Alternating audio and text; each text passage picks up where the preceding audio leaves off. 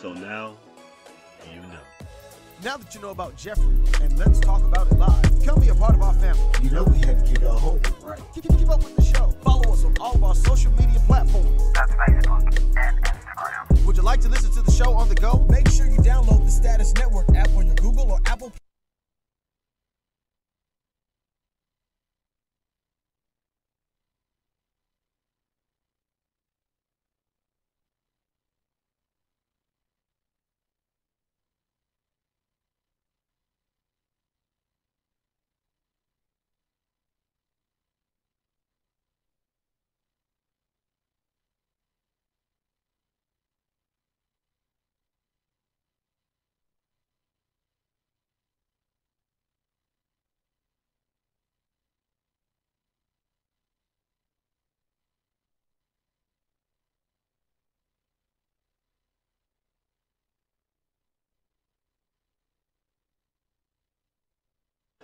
So now, you know.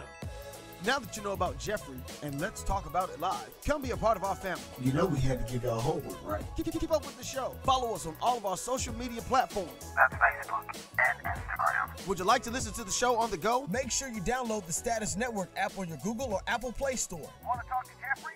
Dial 470-251-4647. We thank you for listening. And make sure you're back here every Saturday from 6 p.m. to 8 p.m. on Let's Talk About It Live with Jeffery L. Miller. Status Network.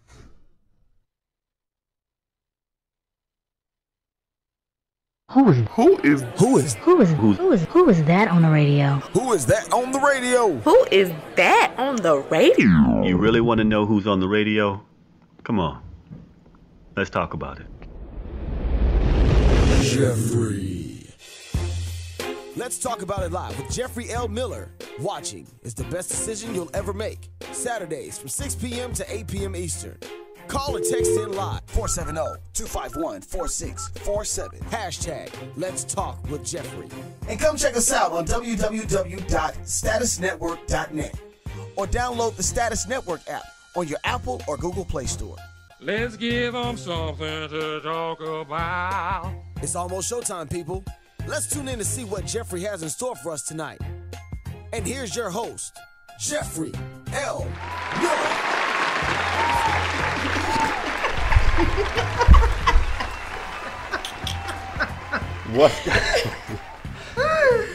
What is going on, Facebook family? What's going on, Instagram family? What's going on, all of my family? It's time for Let's Talk About It Live with Jeffery L. Miller. Every Saturday from 6 o'clock p.m. to 8 o'clock p.m.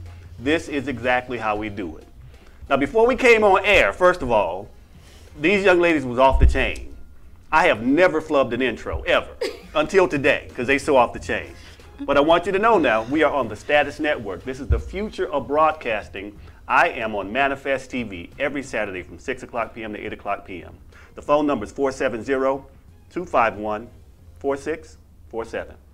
Now listen, I got some powerful women around me today. They are intelligent, they are smart, they are articulate, they are credentialed, educated, and off the chain. It's going to be one of those shows. So what we're going to do, we're going to start right here to my left. We're going to introductions from Coach Stacy. I have to go first. She said, tell those ladies to behave. So I had to get out of. Thank you. What's going on, Divine? Thank you for being on my side. Thank you. Don't worry, Divine. All right. Hi. Coach Stacy, welcome to the show. I am Coach Stacy. I am radio show personality for Candid Conversation with Coach Stacy on 108 Praise Radio, where we voice the gospel. Done next. No. That's the bell of recognition. When you say something that's great, you get the bell of recognition. I didn't know that. Ring it again. All right, ring it one time now. I done rang it one time. I know, or bad something. Your orders ring. Look at him. He's like, they is tearing my show up tonight. We are just getting started. So anyway, I'm also a certified life coach. I do coach women and a few select men. I coach them to their purpose. And I own an academy for certified life coaches. So that's what I do. I'm glad to be here. Thanks for having me. My pleasure. Thank you for joining us. We appreciate it. You're welcome. All right, Dawn. Oh. Welcome to the show. Thank you. All right.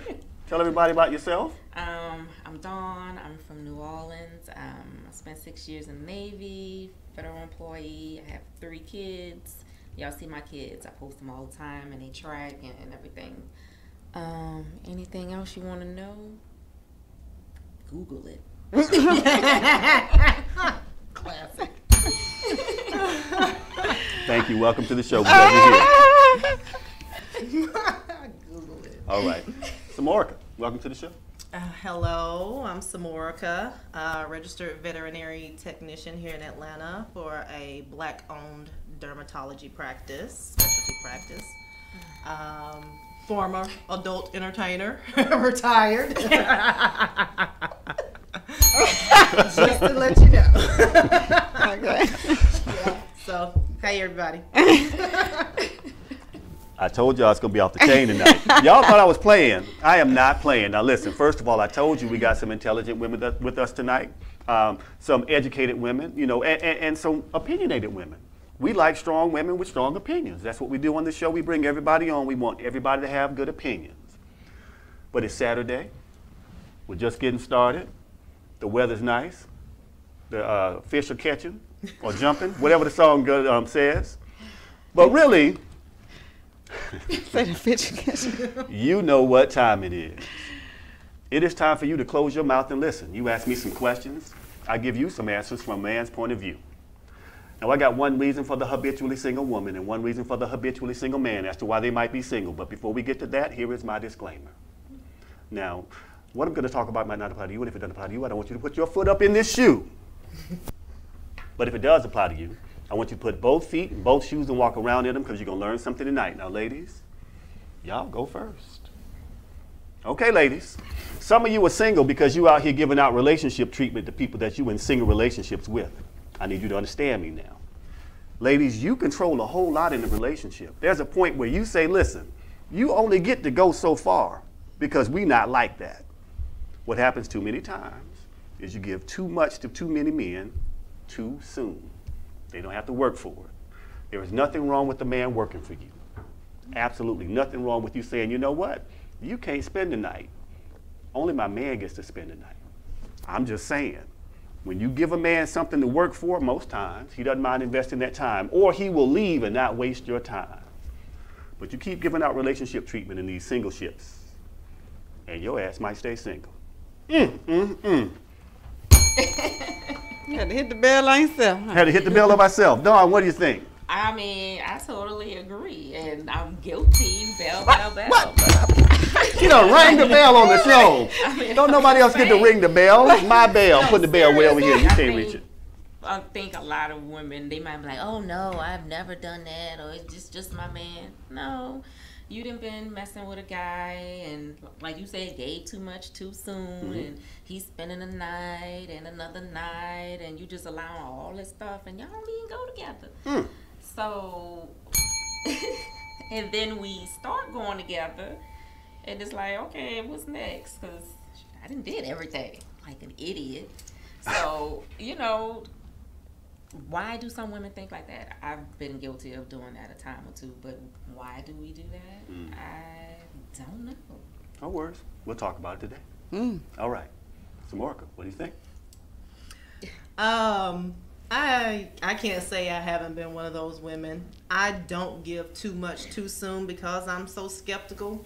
Good. I side eye everything. I monitor everything. I watch everything. I'm that chick.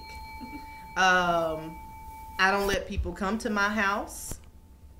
No, you can't come to my house. We'll meet somewhere. We'll get a hotel room, but I am not coming to your house. You are not coming to my house.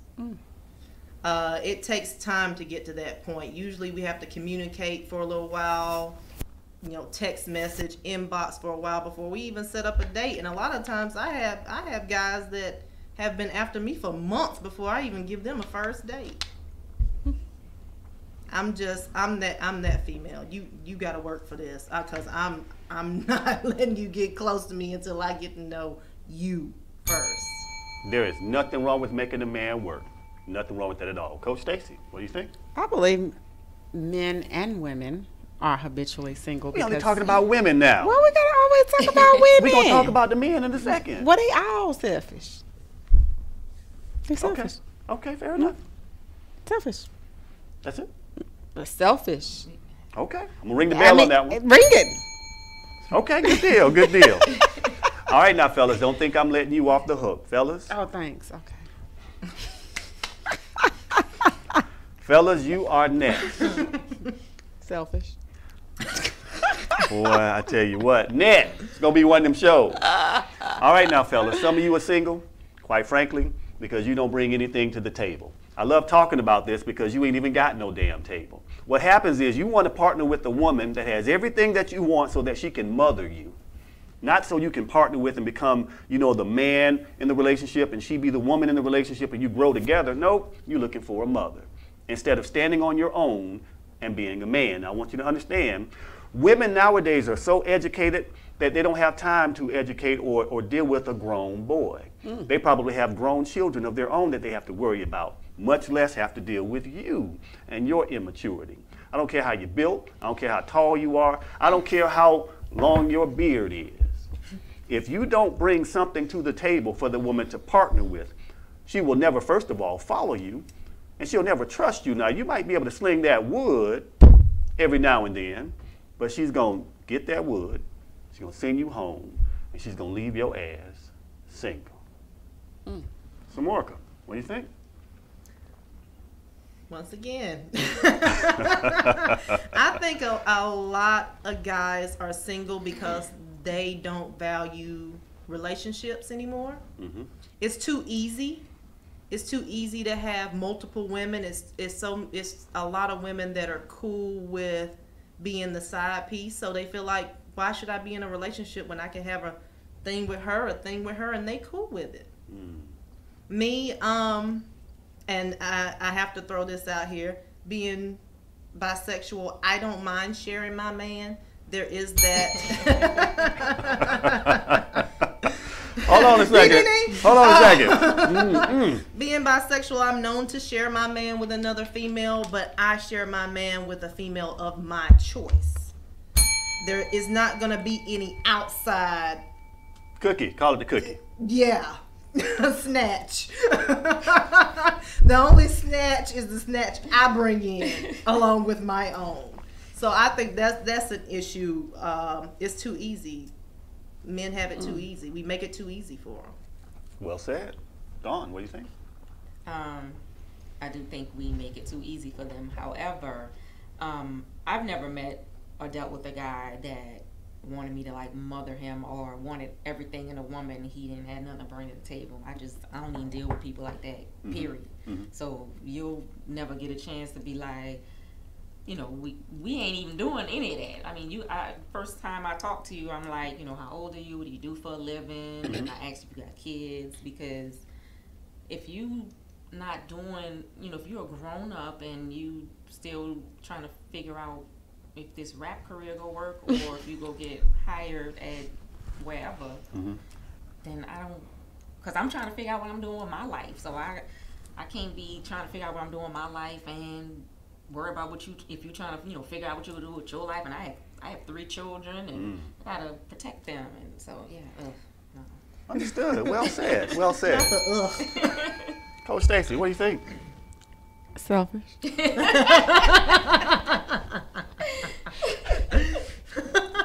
I did not tell you I was going to be off the chain today. But she is right, though. I agree with all of your points are valid. All of them. But that's because they're selfish. And because they're selfish, all of that stuff plays a part. Okay. Because of the selfish characteristic. Okay. Now I want to read a comment that I got from Instagram here. This one is from,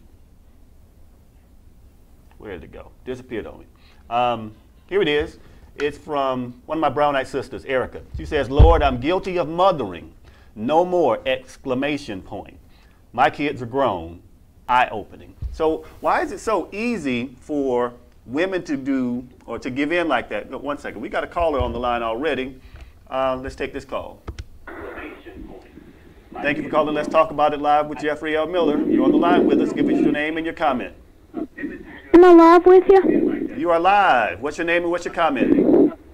Yes, I would like to talk about. I knew that was coming. Woo! That was a great call. Now listen, here's the thing, real serious now. The fact that you listen lets me know that I'm winning. Call back in. All right, so, ladies, why do you think some women, though, based on the comment we got from Instagram, why are some women mothering some men like that? What do you think? Well, first of all, we're wired to nurture. Okay. That's period. Women are wired to nurture. All right. But there's something broken inside of them when you can't realize that this is a grown man and not a child. So you need to focus on the healing of yourself. All right. When you realize that, okay, she's saying I'm guilty of that. I've mothered a man. My children are grown. I don't need to do that anymore. So now it's time for her to focus on healing herself. Okay. So that she can attract the man that she doesn't have to mother. Well said. Well said. Dawn, what do you think?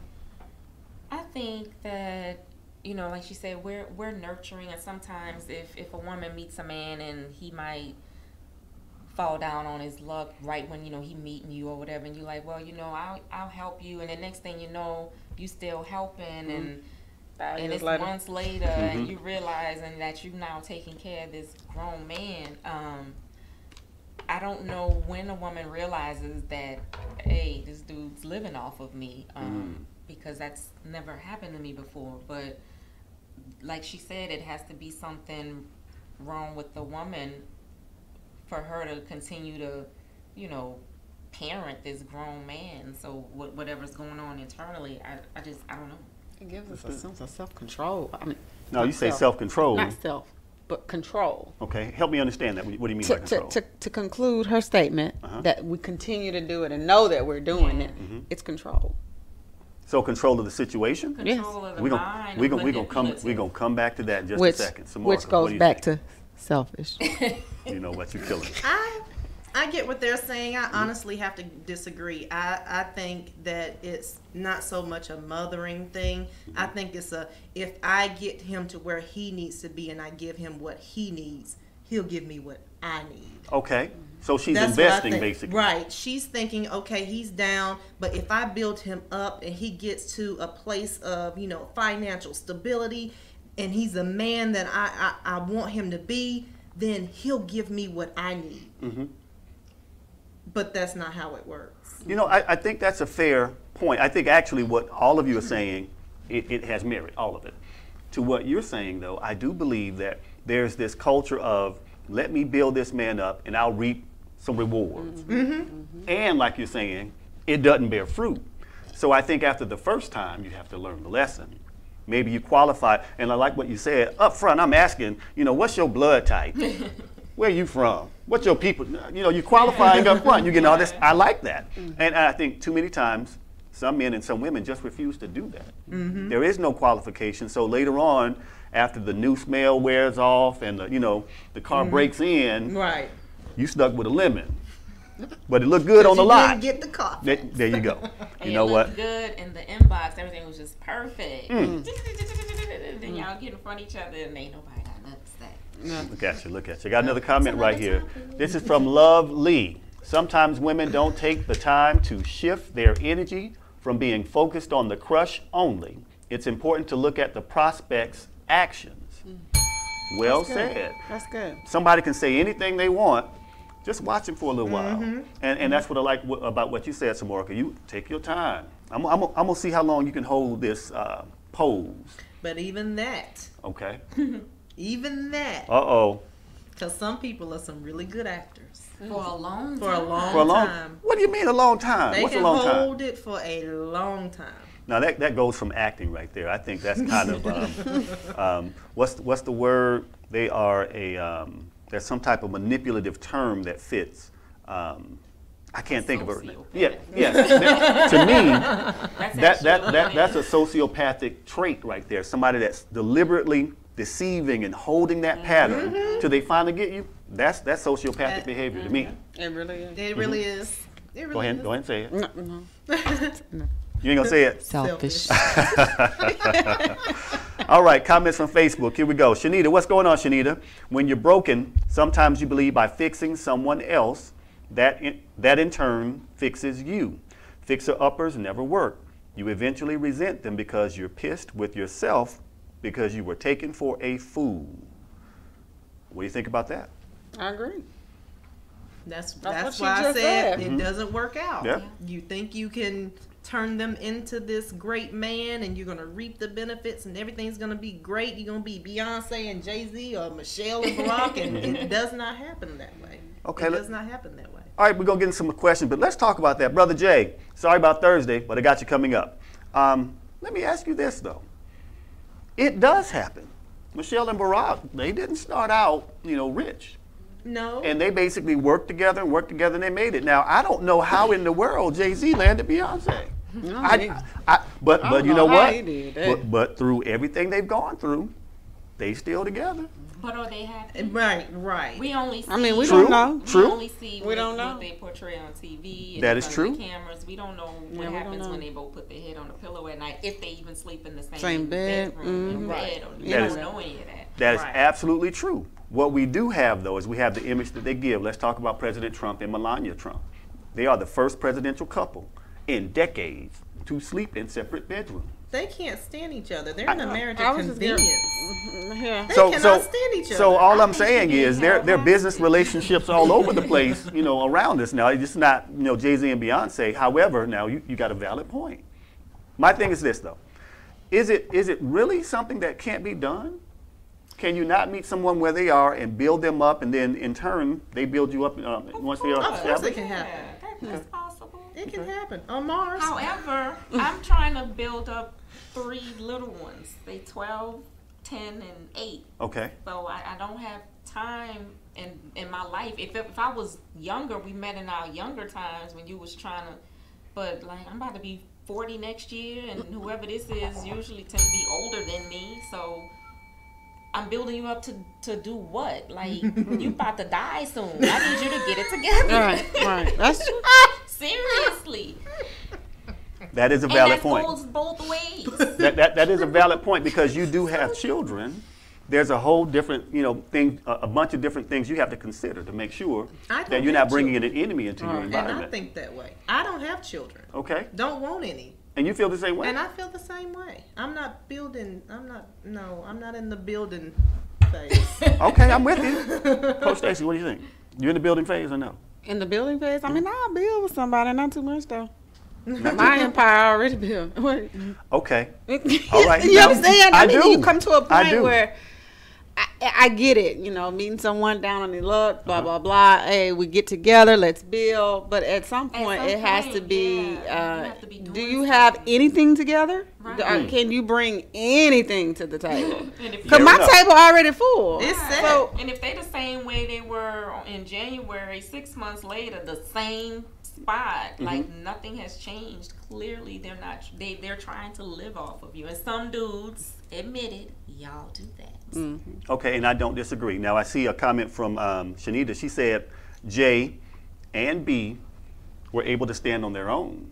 So, to your points, each one of them brought something to the table, and they have built And pretty then much an build empire. together Right. from Okay. what they brought. right. All right, Exactly. so great point. Now, counterpoint. I saw on Facebook recently an attorney met a guy who was broke, had no house, and she basically kept him for several months. They got married now, and he's doing his thing. He has a business. He's doing very well for himself now, and they're married. I saw that. Right, okay. So how do you feel about that? Could you do that? Here I am. I ain't got no place to live. I ain't got no money. You the only breadwinner. She got kids at home. No kids. I don't think the lady had any kids. That's what you don't have children, do you? Or do you have children? Yes, I have 5.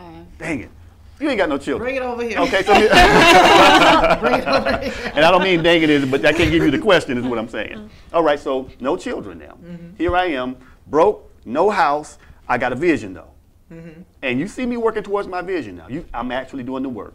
Could you support me? Yes. If I see you working towards your vision. Right, you If actually you're doing working the Taking towards- action? That's Absolutely. kids or no kids. Absolutely. You're taking action. Yes. Okay. I got If a you're not 3-bedroom taking house. Come on. action, then no. But if you're what if I'm 45 on the video game. I was just about to say, what if I'm going to the studio every night and you see me grinding on these tracks? Oh, What, no, is the money coming in from from grinding 45 in the We studio? getting some money when you we go doing to shows? at Visions. at amateur nights and stuff? At Are you Visions making money? at Club Kaya. What is Visions? Club, it's an old club that closed down in Atlanta. Yeah, I remember can't Visions. do that. I like can't do Visions. that. No.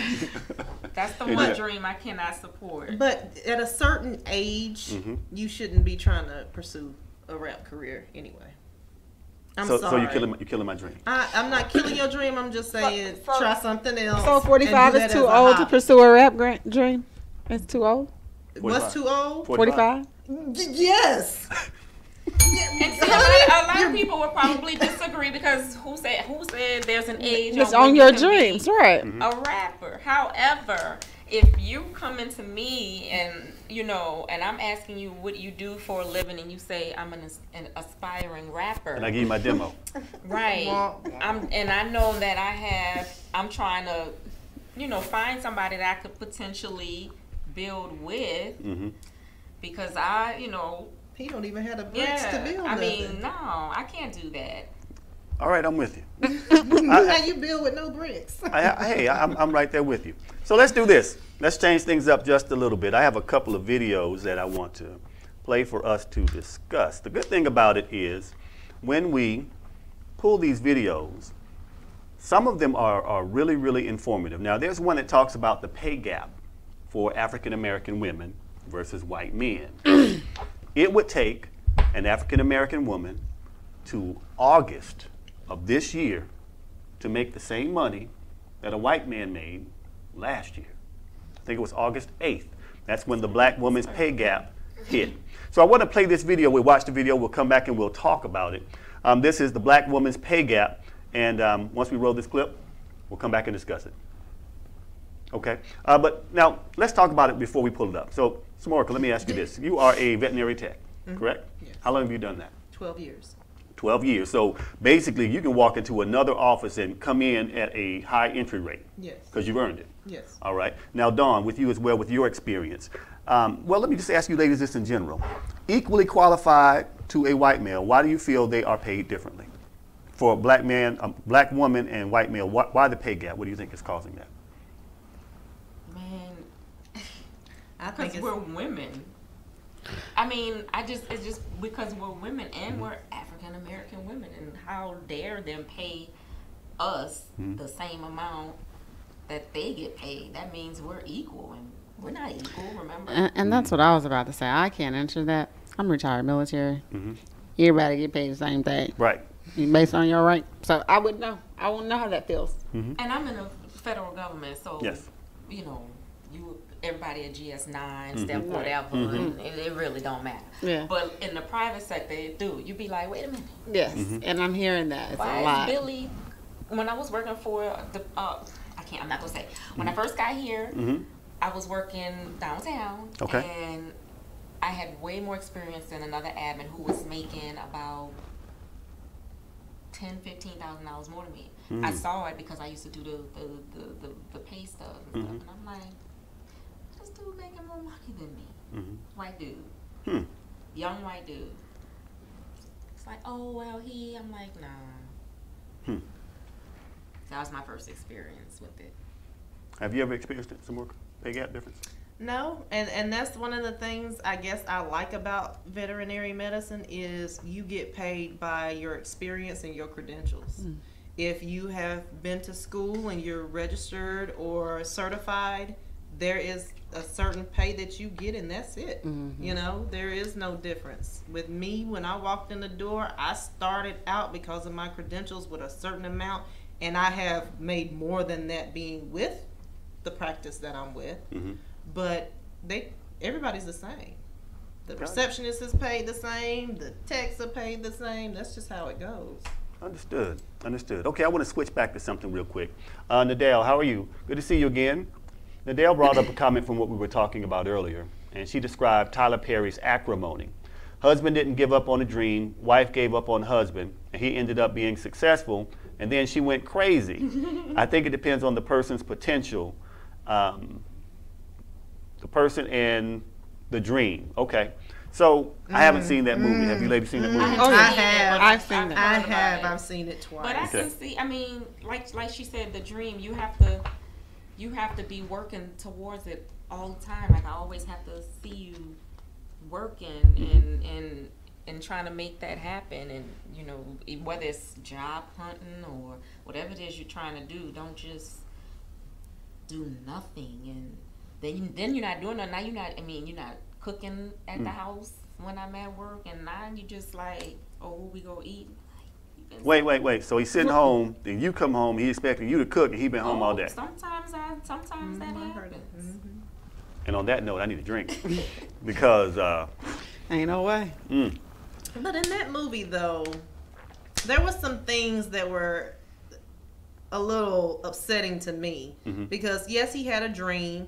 And he made that dream with her, his wife at the current time. When the relationship, when she divorced him because he had bled her bank account dry and there was nothing coming out of it. And then she found another woman's wallet in his truck that he was spending time with, not telling her about it. When you say spending time, like...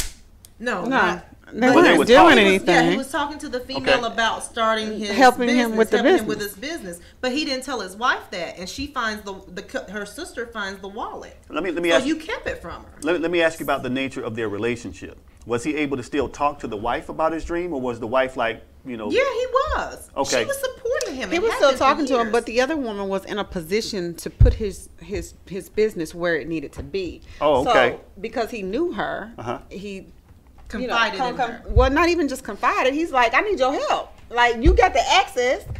Give me the access. And the wife didn't like that? And to be honest, I understand what you mean. We talked about this in my class. I gave it as an assignment to my coaches to watch this and to come back and give me feedback. And here's the thing: they both were wrong, but I think he was so consumed with what was going on and trying to keep her at even keel that he didn't say anything to her. I really. Who was crazy? Right, who was crazy? The wife. The wife was crazy. I don't feel that he did it slightfully. Like, wait a minute. Let me make sure I understand this now, because I haven't seen the movie. Oh, so we just telling you all the stuff. I ain't gonna watch it. But husband was having a dream. Wife was partnering the dream. Somehow, the way he knew his wife was a little crazy, he met this other contact that could help him expand the dream. Well, no. Okay. Here's the thing: they met in college. Okay, he and the wife, Taraji. Yes. Okay, my ex-girlfriend. He cheated. On her? One time. In college? Hold on. Okay. With a female. One time, right? One time. Okay. She showed how crazy she was. And I believe he said, no, I will never do this again. Because she scared him. Scared the living daylight out of him. Okay. Then years go by, the same chick he cheated with. Oh, okay. I get it now. Right. So. Oh, yeah, I would have. Yeah. Now, if that young lady. I would have been like, oh, I'm with you. No.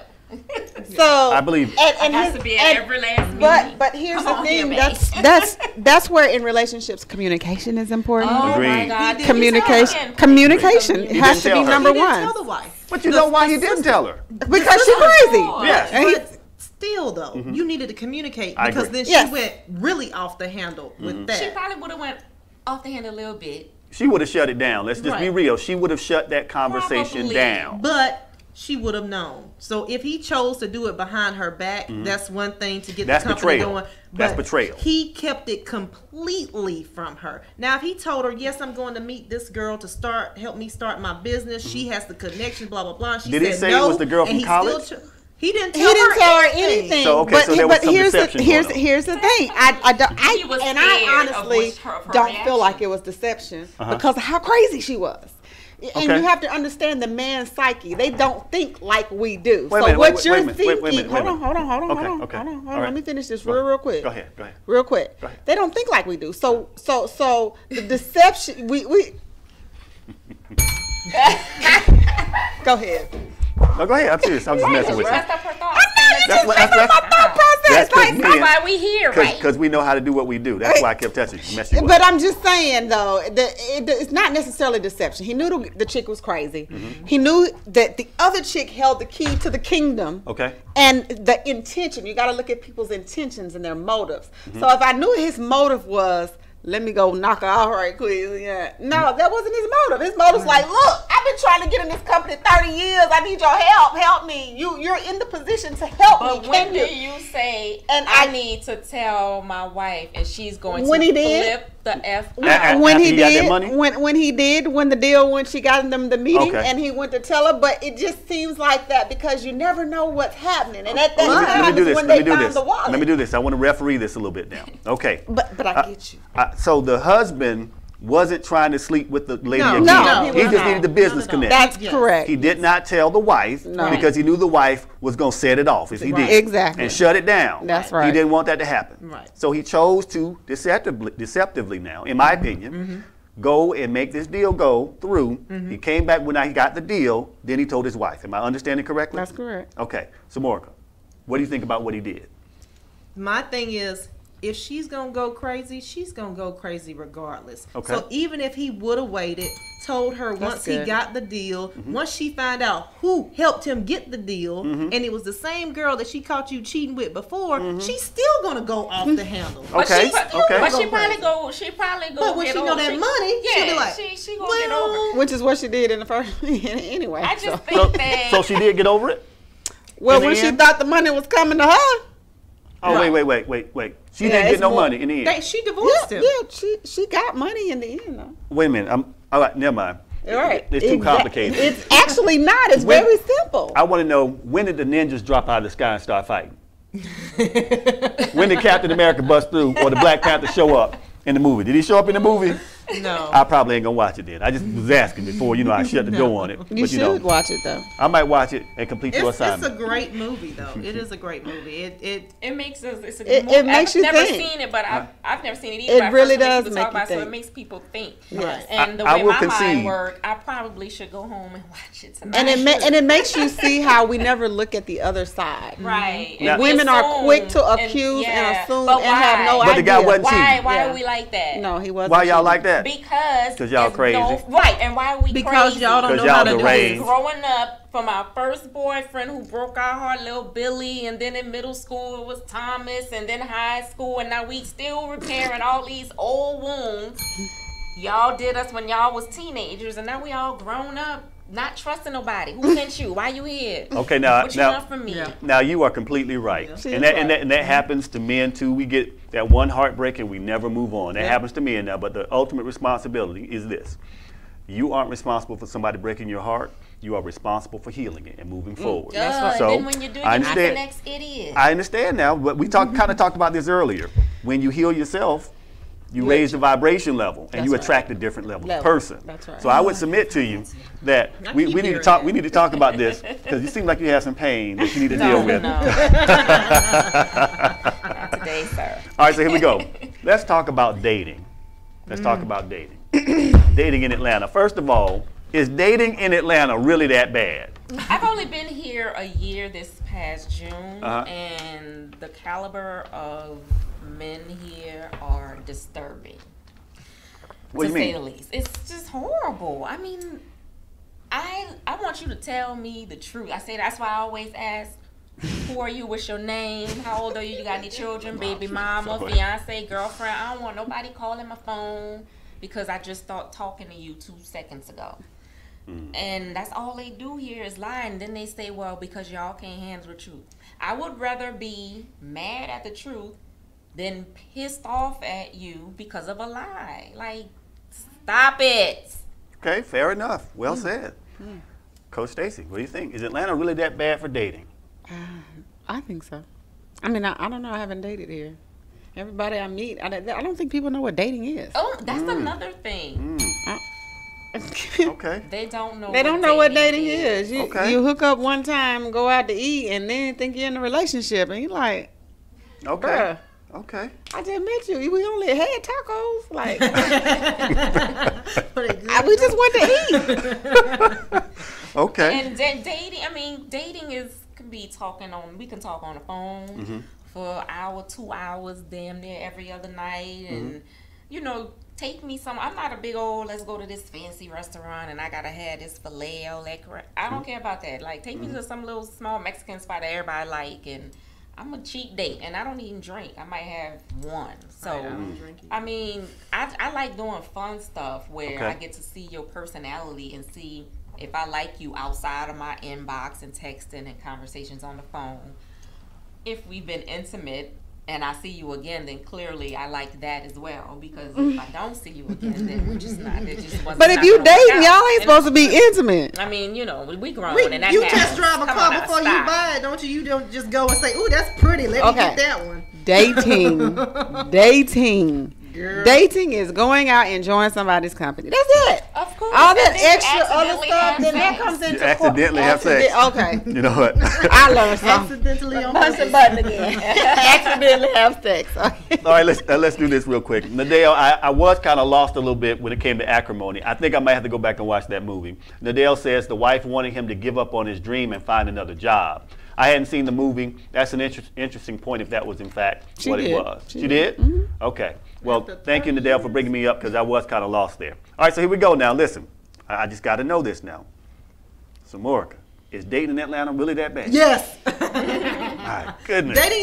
Dating anywhere is bad. Mhm. I mean, you can be here and be dating a guy in another state and it be bad. I just think it's not where you are, it's the people. Mhm. Nobody, honesty and loyalty are out the window. Nobody wants honesty. Even if you ask them, like point blank, ask them, just let me know so I can treat you accordingly. Just let me know so I can treat you accordingly. They will still lie. Still Give lie. us the Still choice. lie. Give us a Don't choice. take We that talked about option this from earlier. me. Give me the choice. I'm like, who sent you? Well, why are you here? You trying to just hook up with me, or you trying to get to know me? Right. So then I could be like, no, I don't want to do that. You know, I want to get to know you. Or I could be like, okay, I'm kind of curious too. Why not? But give us a choice. Let us, don't take a choice away, and now we stuck with thinking you a good person and you turn Wolf out in to sheep's be- clothing. I mean, and that goes both ways. I gotta keep saying that because everybody say, you know, we men bash, and I'm not men bash. I've only been in relationships with men, so I Okay, all right. That's Fair- the only fair way enough. I can. That's the only way. I can't say that. Right, but you know, so it's not men bash, but it goes both ways. Because women will lie. All right, fair enough, fair enough. So I have a question. This is really what the hell. Now you say you want the truth, and you say take you somewhere simple. I have this segment called What the Hell. This is a new segment for the show. What the hell? Now, Hayal, hail. If this guy said, hey, there's this event coming up. It's a different event. I want to take you to it. I want you to get to know me. And this is, you know, who I am as a person. I want you to know everything about me up front. And he takes you to this event. And you see this, what you going to do? Let's go ahead and play this clip. You give me your reaction. This is What the Hell.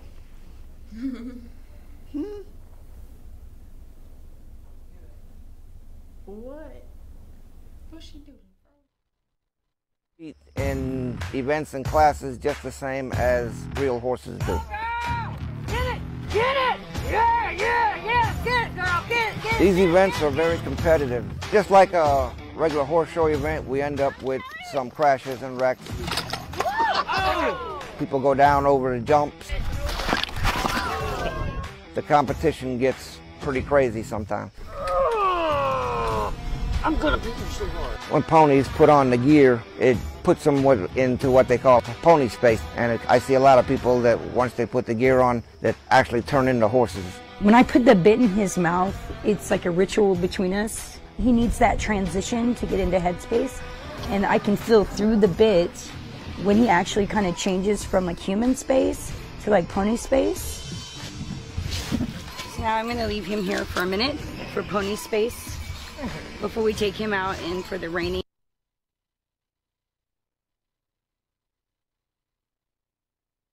All right, now listen. I need some pony competition. space. I need some pony space. So this is where I take you for a first date so you know everything about me. Coach Stacy, we going out again? Oh, no. Are we going to finish this date? No. Why not? We're not even going to finish. I wouldn't even got that far. What are you talking about? I mean, I like horseback riding, but I mean, Look. I'm acting like I'm a pony. Wait a minute. No. Not yet. But eventually. No, that's not my cup of tea. I mean, No second date? No second date. I'm not the one for you. Not the one? No. Okay. Dawn. Me either. I mean, I'm not getting out of the car because I'm too embarrassed. What are you embarrassed for? I'm telling you, I'm not getting out of that car. Like, But to what? That was in New Orleans. You know what? You wasn't supposed to say that on air. Had to let it be known. Whatever. That must have been in Metairie, and they be acting like they in New Orleans. It's New Orleans and Metairie, and they ain't from New Orleans. So it's a suburb. Anyway. Okay. No, we can't go out again. And then you got to get back in the car. I'm gonna call an Uber or something. I gotta leave. I can't do that. Okay, can't do it. First of all, it's not realistic because we're black, and I don't know any black people that do that. Do you? Seriously. No, baby. The black dude was pulling the big. He was. I was trying to decide if he was black or not. Yeah, he was black. He was. He was black dude. So, I'm just saying. But no second date. No, we can't do that. Samorica. I would actually stay. That's what I'm talking about. You gonna stay? No, because I'm interested to see what all is gonna. It's like a train wreck, right? Yeah, you can't look away, but you want to watch, so you kind of like.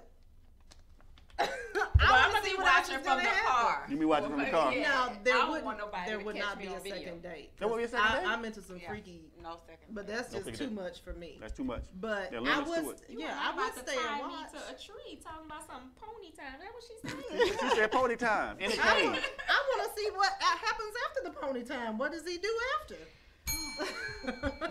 But y'all like Genuine and though. And is he packing like a horse? I'm trying to see what we about to do. Like a horse, I might not even really want to be there. What's That's going too on much. here? Give me some popcorn. I'm not ringing the bell on that one. I'm gonna let y'all have that one. All right. So Shanita says we're going to finish the date, but sorry, no second date. So Shanita says she's gonna finish the date. I love you, girl. Okay. That's what I'm talking about. We want to see what's going to happen. Okay. All right. But there's nothing wrong with being upfront and honest that you're not my type. This is not something that I'm into. Everybody's not going to cohabitate with what they. This whole situation makes me uncomfortable. Yeah. Leave, yeah. So and at that point, you should know that this is not the person for you. But, but some people don't they're do that honest either. and let you know what they're into. Mm-hmm. That's honesty. Let me know what you're into, what you have going on, and let me make that decision of if I'm going to stay and watch or if I'm going to head for the hills. But don't take that decision from me. Right. Okay. All right. Kind of transitioning from dating to marriage. Let me ask this question. Samorica, would you, at this stage in your life, get married? I have been divorced for quite some time. Honestly, no. You would not? Okay. Why not? The sanctity of marriage is not the same. It's not the same as it used to be. It's totally different, and I don't think marriage is for me at this point. Okay. Go on. Well, I've been divorced 7 months. I was married for 12. I am in no place in my life mentally and everything to be talking about getting married. Do I want to do it again? I don't know. I kind of like being at home by myself, and if you're there for a while, and then you could go home now. Or, can I come home? I'm coming over or whatever. So I don't know if I could just have somebody there laying next to me every single night, morning and night, and just forever.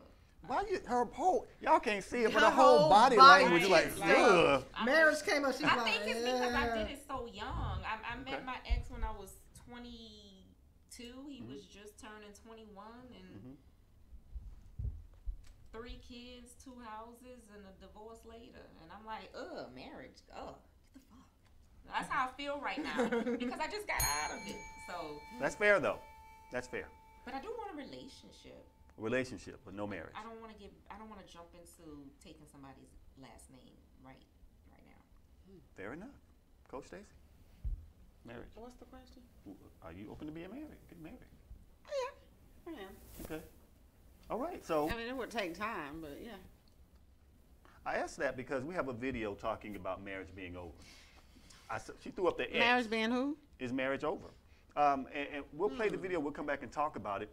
But when I think about the state of our community right now, one of the things that we are missing, and we can talk about how there might have been outside wives and all this outside children and all this other stuff.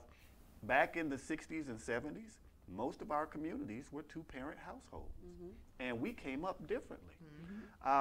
My parents weren't perfect, but all 10 of us were raised by the same two people, 10, 4 living generations right now. And we saw love, we saw struggle, we saw redemption, we saw longevity more than anything else, and figuring out how to make what we have stretch. Now, our house was really small, but when I was, in the house was big. Right. Because, yeah, we were all there, and it's like, this house is massive. And when I go home now, I'm like, wow, it was 10 people in this house. This is really small. That's how my ex, when we used to go to his grandmother's house. It was this size of this room. They'd be like, man, we used to be playing out here. We go in here, and I'd be like, and they still have grown adults live there. Absolutely. I'm like, how all these people still live in this little bitty house? I feel the same way about my grandmother's house. So what we want to do, we want to play this video. Then we're going to come back, and come back and talk about it. Look at you, bike. Yeah, I got my bike. I got my bike. All right, we'll play the video. Let's play roll clip. We'll come back and talk about it. In 1920, the median age American men got married was 24. For women, it was 21. And by 2016, it was up to 30 for men and 28 for women. What's more, 25% of millennials will likely never be married. So what the hell is going on with the world's oldest institution? Is marriage over? Give me your undivided attention and let's get weducated.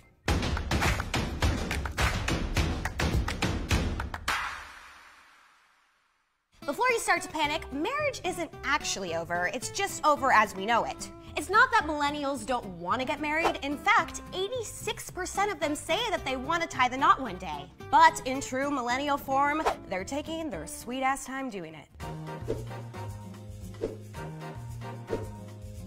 Siri, how many people do I have left to swipe on? You have 3 billion potential mates. All right. Remember that idea that you have to be married, have a home, and kids by the time you're 30? Well, people don't really believe in that anymore. Thank God. When it comes to marriage, we've been skeptics, even more so when it comes to choosing who we want to marry. In other words, we're being picky, and that's changing the way our culture thinks about marriage. The median age of Americans at their first marriage has increased significantly. So why are people getting married later or not at all? Well, it depends on who you ask, but no matter how you look at it, the trends are going against the old school way we looked at marriage. Take women, for example. For most of human history, women had to get married to keep a roof over their head. And we're not just talking about the Middle Ages. Banks were allowed to deny women credit cards if they didn't have their husband's consent until the 1960s. Crazy! But today, women are making more money than ever, which is making them less dependent on men for financial stability. Every 10% increase in women's wages leads to a 7% decline in marriage. Throughout history, proposals were always phrased to require a yes or no answer.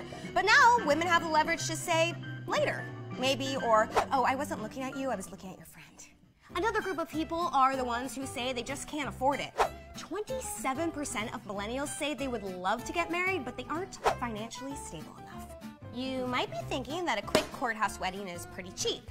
But when people think of marriage, they're not just thinking about their wedding. Many are considering everything that comes with it. Kids, buying a home, stuff that's expensive. And indicators do indeed show that millennials are financially struggling. More millennial households are in poverty than households headed by any other generation. And more than I tell you what, millennials are I tell y'all what, their parents. behind the scenes, the commentary is off the chain. I'm letting y'all know it's off the chain. All right, so we just showed the video where millennials are taking longer to get married. They're not holding to some of the values that our generations may have had or previous generations may have had when it came to the institution of marriage. So I ask again, based on the video, Dawn, let's start with you. Do you think marriage is dead? I don't think marriage is dead. I think that to lead up, the part that leads up to getting marriage is dead. The the dating and getting to know somebody to becoming exclusive and staying that way and getting proposed to and then getting married. That part is nobody's exclusive anymore. I mean, everybody want a threesome and let's have an open marriage, or let's live this poly life, and what the fuck? Like, I mean, I don't get it. And I disagree. I mean, that's my opinion. But I just feel like I don't know anybody that's just a couple that's not married, that's been, together for a long time and exclusive, and ain't nobody cheat on each other. I don't know nobody like that. Okay, fair enough. Samorica, then we'll come to you, Coach Stacy. Is marriage dead? I don't think marriage is dead. I think a lot of people are taking their time instead of rushing into it now. More people are experiencing more things. They're doing more. They're getting a lot of their sexual fantasies out of the way. They living their best life. Right, before they do all that, before they settle down. And I take this to my mom because my mom got married so young, 20 years old she was married. 21 she had my brother, and then a few months after that she had me. So she went from being a kid and not experiencing anything to being married and a wife and a homemaker. So when they got divorced, she's like, shit, it's a whole bunch of stuff I hadn't done sexually. I want to experience that now. And my mama's in her 50s being a hoe. Like, you think she watching? Is she watching? I know. I want to ring it too. Right. Is she watching? Right. It's not a good look when you're that old and you're trying to. So I think a lot of millennials now are getting all that out of their system. They're doing everything they need to do. That way, when they're ready to settle down, they're truly ready to settle down. I'm one of few people that say I've done everything there is to do. Settling down, nah, I'm cool with it. Fair enough. Coach Stacy. Is marriage dead? Oh my goodness. I don't think marriage is dead. I think people need to heal their brokenness. And as I said before, you start attracting different things into your life based on the levels you are. I totally understand what she's saying. I agree. When I was at that point and I still had stuff that I hadn't healed from. She's only been divorced 8 months. What, 8 months? Yeah, she ain't trying to see nobody. So her perspective on marriage is like, it's dead. Everybody's bad. She hasn't seen anybody display a great relationship in her eyes. So it's like, no. But once you begin to heal the brokenness in your life, once you start seeing things from different perspectives, it's possible. Okay, good deal. It's very possible. 1 second before you ask that question. Now, talking about possibilities, going back to dating, I would like for each one of you to share 3 tips. 3 things that would help someone have better dates. We'll start with you, Samorica, and we'll work our way this way. 3 tips that you can share that would help people have better dates. Don't do it. So no dating at all. Don't do it. Oh, you mean it? Any of it. None of it? Because you can't really tell somebody how to do it, because if you say, like me, I want honesty. I want to do fun things. I like outside activities. Don't give me the stuffy restaurant movie dates. Do things outside. Find creative ways to spend time with somebody you're interested in. Find out their likes, their hobbies, what they like to do, and capitalize on that. Okay. And be genuine. Be genuine. Fair enough. Dawn. I'm gonna have to say, communicate. Like, just state your purpose. That's what I've been saying lately. You know, why are you here? Why are you interested in me? I mean, that's a fair enough question. Sure. You know, and just be honest about it. So, you know, communicate your intentions and be honest and just be yourself, because, you know, a lot of people think that I'm mean and I might come across as bitchy and I gotta flip them out, yes, yada yada yada. But my close friends, and it's not many, I got a best friend, and people that I know me on a personal level know that I'm funny as fuck. Like, I am, and I'm always laughing and making people laugh, and so, you know, be yourself, and I'm gonna be myself around you. Fair enough. Coach Stacy, 3 tips. 3 tips? Mm-hmm. Be genuine. Okay. I mean, because so much comes with genuine. I agree. So much honesty, you know, being present, all that good stuff comes with genuine. But yeah, be genuine. I have to agree with, state your purpose. Are we just dating, or I'm looking to want to get to know you better? I mean, state your purpose, state your intention. What's your motive? And communicate. Fair enough, fair enough. Okay, we're going to get some comments from Facebook. Shanita says she's afraid of dating in Atlanta. Wow. She also says that people just can't handle the truth. Now, in regards to going on the pony date, Shanita says we're going to finish the date, but sorry, no second date. Nothing wrong with that. Candace White says, thanks for being honest and the new experience, but no thank you. All right, Sterling says, no relationship, no marriage, no kids, LOL. And he also says, marriage is done. He says, marriage is done, son. All right. Wow. Shanita says, I hope marriage is not over now that I'm ready. And she put a laughing emoji after that one. Right, you might be too late, girl. Now here we go. Well, damn. This is Sterling's perspective now. Sterling is a brother I've known for several years now. Sterling says there's no benefit in it today for today's man unless he's really insecure and doesn't have a plan of his own. Today's alpha man and a man with a plan really won't benefit from the hyper-masculine and worldly ways of today's women. All I meet is women with degrees that really don't need men for anything other than completing a facade. Oh, let me talk first. Now he says, fight me.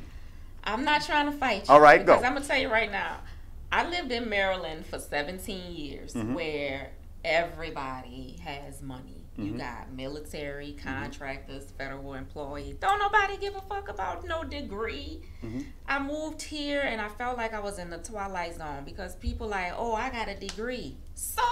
Me too. Take your ass out of Atlanta and go somewhere and see what real money look like. They got some money here. I know. They got some people that got their own business and they doing great. But don't nobody care about your degree at all. So if a woman is all out, I have a degree, and you ain't gonna never find nobody. Cause don't nobody care about your damn degree. I mean, so are you agreeing with what Sterling is saying? Yeah. Okay, good deal, good deal. Coach Stacy, Samorica, input? I'll let you. Well, I mean, I don't understand what he's trying to say though. Like, is he saying he's trying to say that the women are pretty much playing the masculine role, and I don't need you. I see where that happened. I can see where that happened, and it's a turnoff. It is a turnoff. It's a turnoff because women weren't created to play that role. Nope. I still want you to take out the trash, please. It stinks. I'll do it. I have to, but I still want to role play a little bit. You know, you do what you're supposed to do, and I do what I do, and you the man, and I'm the woman to a point. But you know, we come together and make decisions and things like that. But to make it seem like you're better than a man or you make more money than him, and a lot of women do that too. I don't. They emasculate them, and I don't agree with that. Fair enough. Fair enough. Samorica.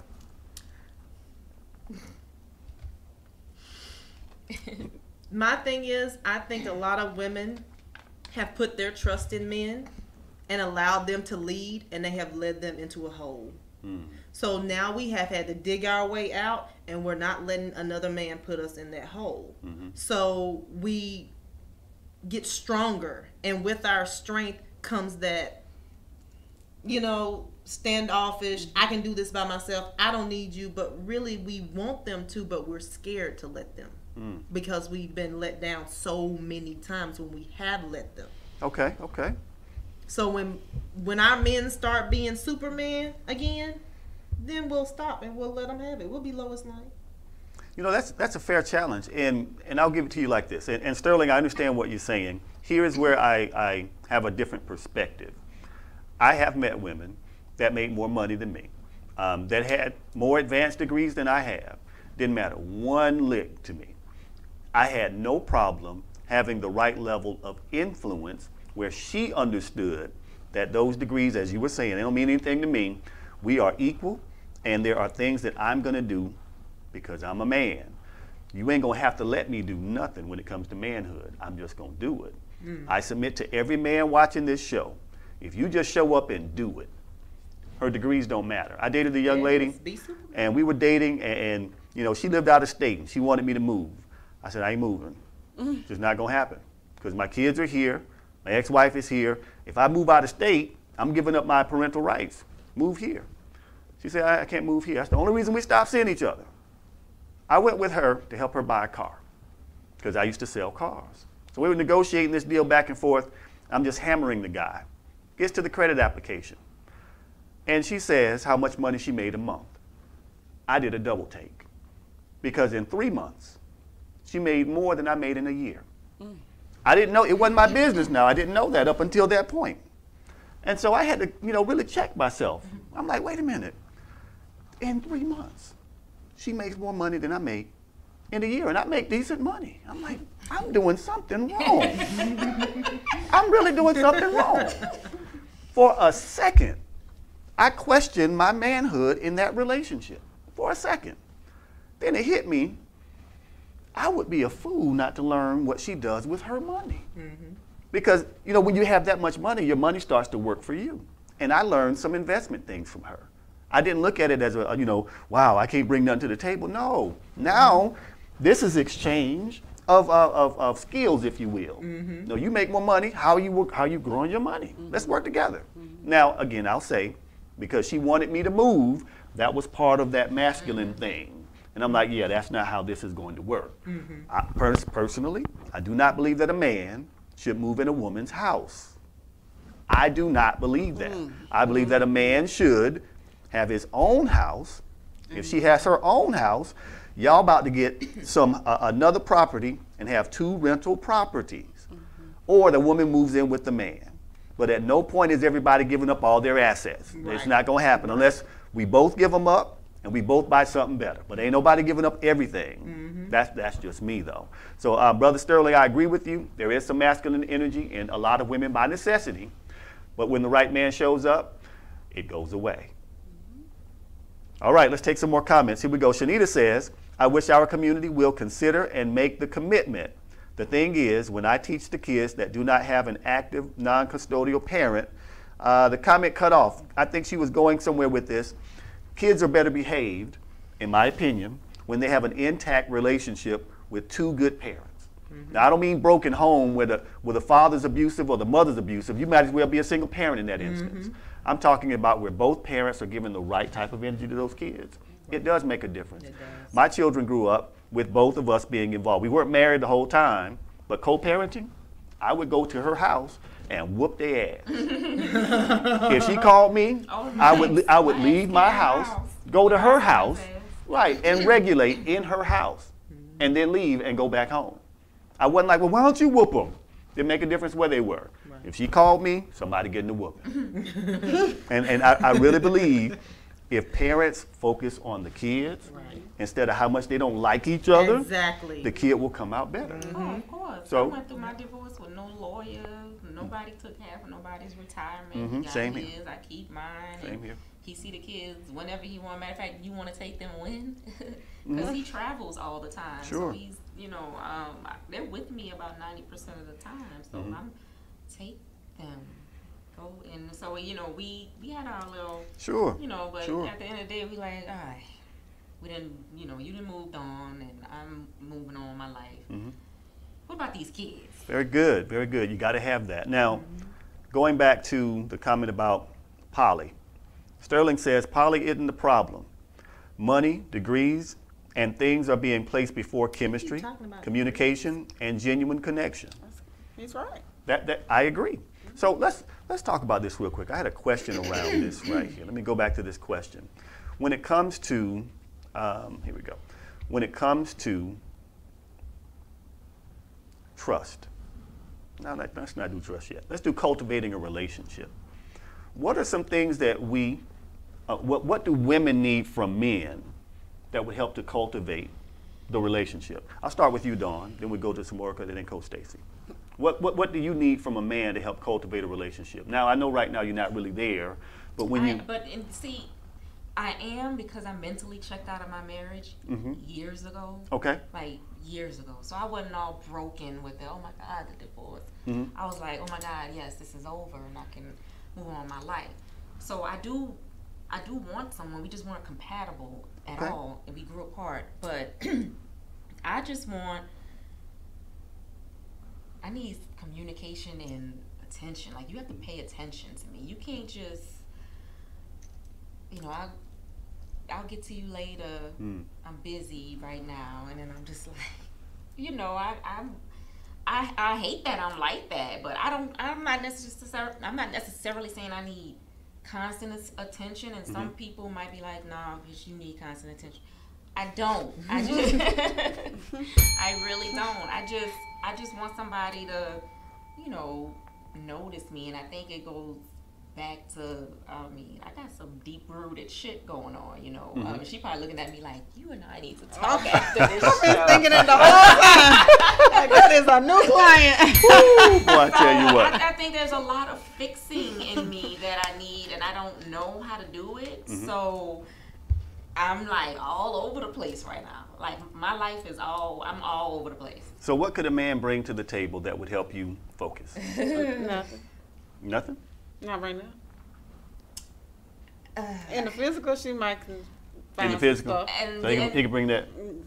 Yeah, I mean. Yeah. She said, yeah. I use that. But it's going to be I off had a again. conversation with someone, saying that I use sex to, feel that. I get it. Feel that void. To self-medicate. Right, which I should not do. I peeped that. You see how I did. I did. But that's just what it is. And I'm like, all right, I've been going to therapy, and she's clearly not helping me. So, what's next? Okay, got it. Samorica, what do you need from a man to grow a relationship with you? Allow me to be me. Only one thing. Yeah, that's the one thing you can do. Allow me to be me. Allow me to be free sexually, mentally, spiritually, energy, all that. Just let me be me. Don't try to change me. Don't try to make me into what you think your mate should be. Because if that's what you want, then I'm not the one. Because I'm so comfortable in me, and it took me a long time to get there, but I'm so comfortable in me that you just gotta I'm free. And if anybody's gonna try to contain me, that's not gonna work for me. Okay, fair enough. Coach Stacy. Hey, she took the words right out of my mouth. I'm going to be me anyway. So as soon as they get to all that, well, you should have did it like this, or you should do it like this. I'm like, bye. I ain't too old. Right. Let me take that back. Because I like to watch what I say. I can't say that I'm too old. No one's too old to change. But at the same time, you're not going to just come up in here and on the fourth date expect me to on the fourth date? I mean, we're dating. I'm with you. We ain't committed. But I'm saying on the fourth date, they have expectations. Yeah, expectations. Why? Okay. Now, I mean, even 2, 3, 4, 6 months from now. All right, a year from now. Change. Don't try to change me. I've been this way, who I am, broken, and the person that I have grown up to be is who I am. And nobody has changed that so far. So, and nobody can. No, and I don't. Yeah, nobody can. Maybe manage it. And instead of doing this, maybe because there's times you sit down and be like, should I say that? And then the other part of you be like, no, don't say that stupid shit. And then what you do? Fuck it. Or and then you're like, dang, I shouldn't have did that. Now look what I done did. I get it. I understand. I want to get some of these comments because it's getting kind of juicy here on Facebook. All right. Now, Sterling said facts to you, Samorica. So whatever you said, he's co-signing it. And he likes cats. Now, Sterling is a cat. I know who Sterling is. You know Sterling? Yes, Sterling's my boy. He's a trap star. Have that. Yeah, we have that. He's the trap king. Yeah. We have that. We're going to have him on the show soon. With the animals. We're going to have Sterling on the show soon. And Sterling, we go way back to Fleet Corps days. So here we go. Shanita says the only way this can be corrected is that we must communicate. That is key. I do believe that there's a communication problem between men and women right now. And it's just not in our community. It's just the way that we talk to each other right now. It's crazy. That's it. This is not communicating. Too much of that. Sterling comes back and says that men and women are equal in value to each other and the world. Let's talk about this. Let's talk about this. Are men and women really equal? I think so. Okay. I'm talking in all aspects of life, like when it comes to sex and everything, we just equal. Are men and women equal? No, because if a woman come out here and be like, you know, I just want fuck, and this and then they be like, oh, don't mess with her, she just won't. But y'all men do that all the time, and it's okay. Why? Because you're a man. But that comes from women caring what people say. If you don't give a damn about what nobody say, be that hoe, girl. Be that good hoe. Be the MVP of hoes. Of course. But however, we've been groomed since childhood to think that if a woman does that she is a hoe. And I mean, it's so many other double standards, of course. So no, we are not equal. Okay. So now, Samorica, you say yes, we're equal. In my eyes, I'm equal to any man. Dawn, you say no. No. Coach Stacy, what do you say? No. Men and women are not equal? No. Okay. Explain. What do you mean? There's no explanation. I'm a woman, and that's a man. There's no explanation. Okay. I'm not, I mean, equal in certain aspects, certain characteristics, yes. But I mean, I could never match up to a man in certain, not mindset. That's not what I mean. Sure. Let's not get this right. Sure. You know, man was created to care for me, not vice versa. Man was created to care for me. I have to repeat that so people understand. Man was created for me, not me to care for him. You understand? I was created to be his helpmate, not to take care of him. So I'm not equal to him. Yeah. He crowns me as a queen. So I'm not his equal in that aspect.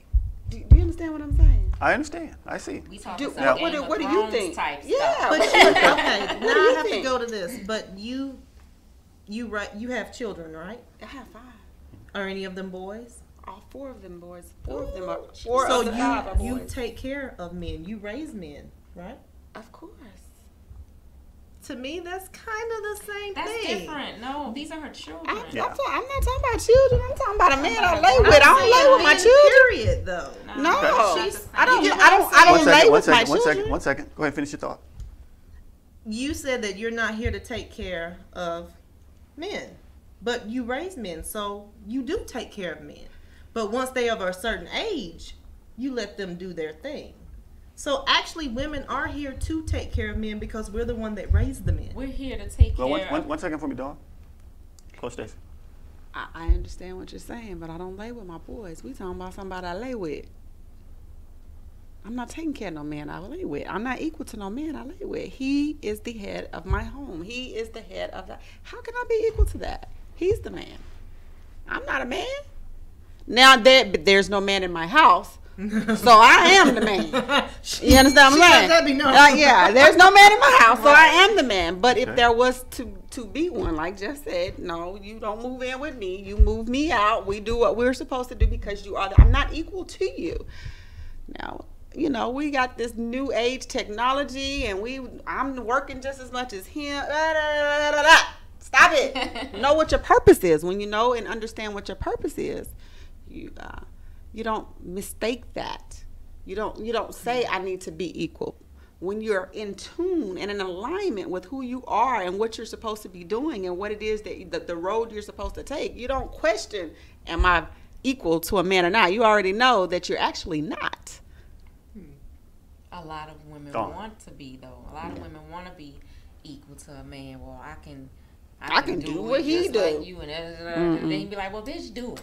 Go cut the grass. I can be honest, I've never cut grass a day in my life. I pay somebody $45 every 2 weeks to come cut my grass because I refuse to go out there. You and me both. I just don't. I'm gonna go if there's and when I was married, he was out there cutting and pruning and all that mess. I wasn't doing that mess. Understood. So I mean, no, I don't. You need to hurry up and tell me that quote there, boy. What she talking about? Because that's good. That's what I said right there. I'm going to need y'all to stay off my iPad and read these comments. I can't keep nothing to myself on my own show today. No. I do want to comment on men and women being equal. Now, equally anointed, yes. Equally blessed? Absolutely. Aptitudes, I think there is balance. There's some things that women do better than men. There's some things that men do better than women. And there is balance to it.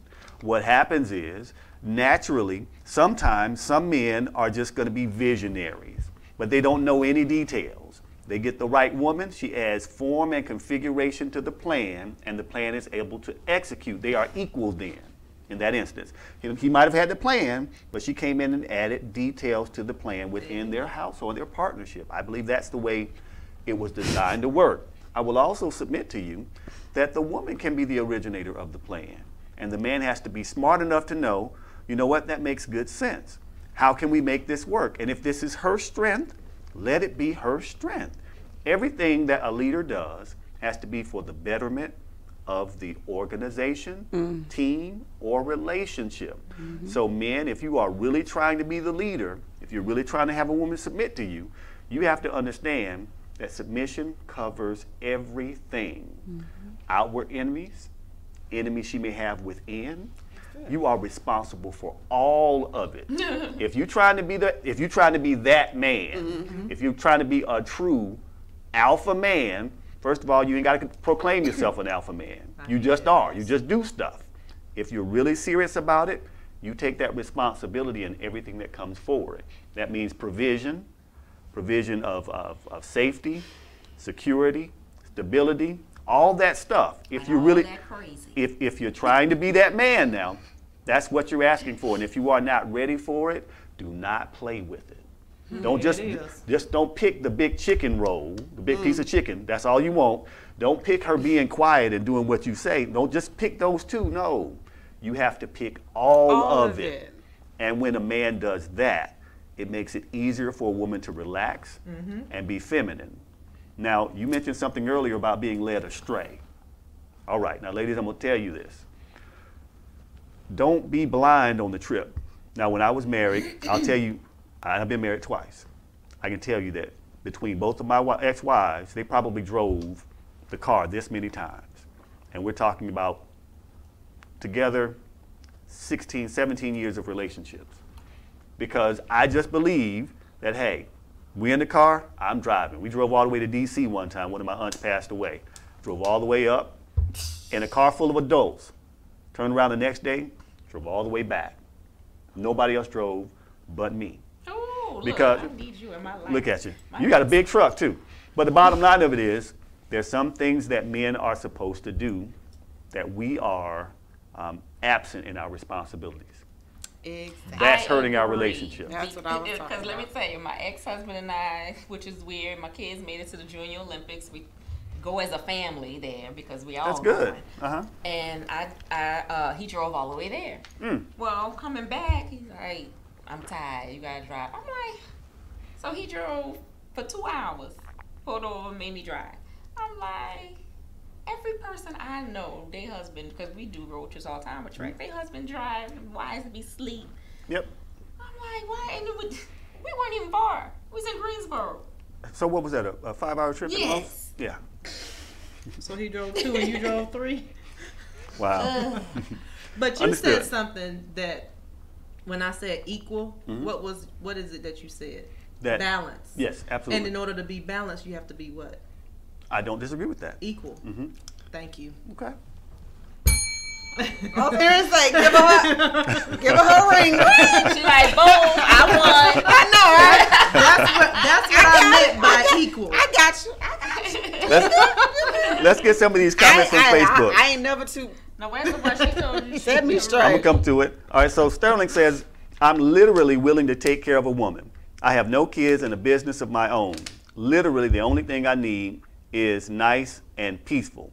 The need for certain women to get more things and complete facades is ruining relationships, and I don't blame today's woman as much as I blame yesterday's man. Not a problem, not a bad point at all. That's a great point. Sonia, how you doing? Sterling also says, I agree with Samorica in the fact that yesterday's man have made today's woman like this. And for that, all I can do is chill with my cats. Okay, now, again, none of us are responsible for the pain that we went through. we are responsible for seeking out the help of healing ourselves. Now, I'm going to tell you this, ladies and gentlemen. Where's this help? It's coming. Is it back there? No, it might be to my, it might be to my left. You never know now. Men and women, I'll tell you this. If you have been out of relationships for more than 6 months, and you are still hurting over that relationship 6 months later, you're only hurting yourself. Because now you are carrying something that you actually could start to let go of. You are choosing to keep it. So if it's been more than 6 months now, I need you to understand you got to take personal responsibility for where you are outside of that relationship and not holding on to where you were in that relationship that failed. It's a failed relationship. So don't stay dwelling on the past. Here we go. Candace said the belt started glowing. That's an inside joke because me and Candace used to work together when my kids were little. And if I ever got a phone call from the school on the job about my kids' behavior, my belt started glowing.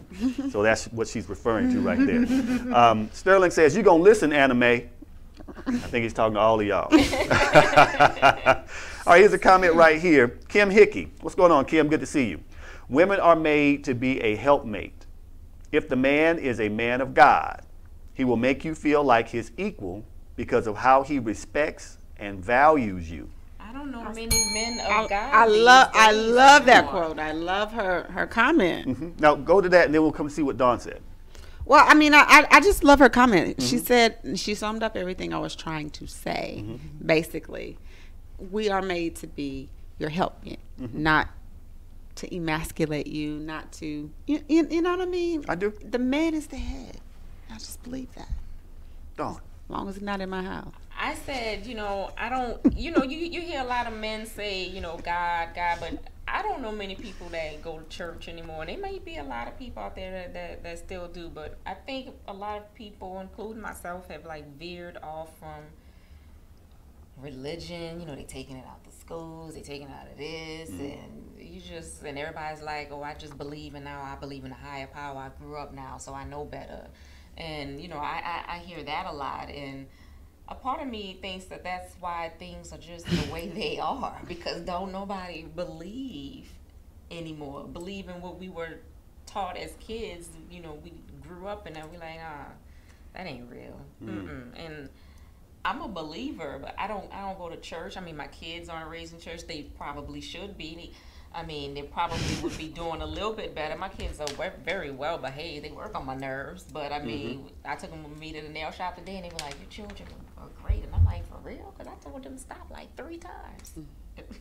But they're probably sitting down and not running around like sometimes we happen to see. Right. And business owners appreciate when kids are active, but active in one place and not disturbing clients. They were just sitting there talking. Yes, okay, I get it.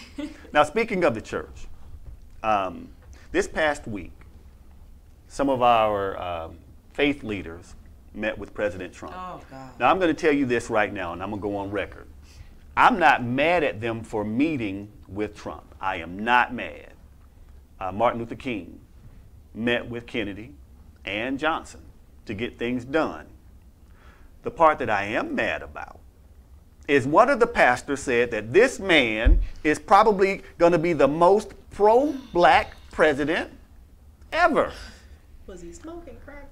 Now, we have a segment on this show called Well Said. And this is basically a rebuttal to what one of those pastors said. Now, I'm going to set it up. In this meeting with Donald Trump this past week, there were several influential black pastors, and they were talking about the one that's always been the spokesperson was basically saying that we didn't get this from President Obama. Donald Trump is trying to get into prison reform. He's trying to do this, that, and the other. Fact is, President Obama actually did make a lot of reforms when it came to prison sentencing. He tried to balance out, that's not it, he tried to balance out prison sentencing for crack and powder cocaine in the federal system. Because you can get a severe penalty for the same amount of crack, and when it comes to powder cocaine, which is the same thing in a different form, you get less time. Well, the powder's for the white people. Absolutely. So in trying to address that, the President Obama was trying to stop that disparity right there. Now this one is well said, and this one says, well said, do your homework. Because he's talking about how these pastors did not do their homework on who President Trump really is. So we're going to play this. Now, I'm going to stop it midstream. I don't know, because the spirit might hit us up in here, because this guy, he really brings that funk on this. He's actually from Cascade United Methodist Church here in Atlanta, Georgia. We're going to play this, and we'll come back and we'll talk about it. Go ahead and roll clip. So had that asked me, I would have said, you know, before you praise this president for being pro-black, before you praise this president for caring about ethnic communities and marginalized populations, do your homework. Well, some of y'all didn't do your homework. They didn't do their homework. So let me tell you just a little bit of research, not just him personally, but also some of his policies. Perhaps before they went and sat at this table, they should have done their homework. Because if they had done their homework, they would have known that President Trump has ramped up mass incarceration by instructing Attorney General Jeff Sessions to revitalize the war on drugs. They would have known that of the 87 picks for federal judges, 85 have been white and just one has been black and one has been Hispanic. They would have known that President Trump supported the Department of Justice engaging in unlawful voter purges, making it difficult for blacks to go and vote. They would have known that Trump is ending protection for predatory lenders, which disproportionately harm black people. They would have known that he is ignoring the affordable housing crisis by ordering HUD to triple the rents of poor tenants in public housing, which mostly affect black people. Do your homework. They would have known that he is proposing cutting $200 billion over the next 10 years from supplemental nutrition assistance programs that will bring more hunger in black and brown communities. They would have known that Trump is worsening the health of black communities through environmental deregulation, which disproportionately harms black people through exposure to pollution. Now, that's just a few on the policy side, but you don't have to go too far to ask what about him personally would make me know that he is not pro-black. I'm glad you asked, because in 1970, Trump's real estate company tried to avoid renting apartments to black tenants and gave preferential treatment to white tenants. He began his 2016 presidential campaign with a speech disparaging Mexican immigrants as criminals and rapists. Y'all remember that? In 2016, he said of people of color, you are living in poverty, your schools are no good, you have no jobs. Hold on, I'm a product of a HBCU, and I'm a product of black school systems and black teachers. Don't you ever tell me that my black schools are...